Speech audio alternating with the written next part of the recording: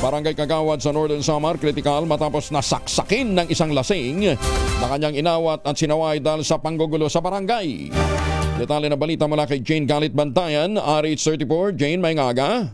Malubha naman ang lagay ngayon ng isang barangay Kagawad dito sa lalawigan ng Northern Samar nang saksakin ito ng isang lasing na kanya lamang inawat at sinaway dahil sa panggugulo nito sa kanilang lugar. Nangyari ang insidente sa barangay New Rizal, Katarman, Northern Samar. Patuloy ngayon ang hot pursuit operation ng Katarman Police Station matapos sa tumakas ang suspect na lasing na ayon sa report ng PNP, isa itong 21 taong gulang kilala sa kanyang alias na si Bombo. Samantalang biktimang barangay Kagawad ay kinilala na si Gerald, 72 taong gulang.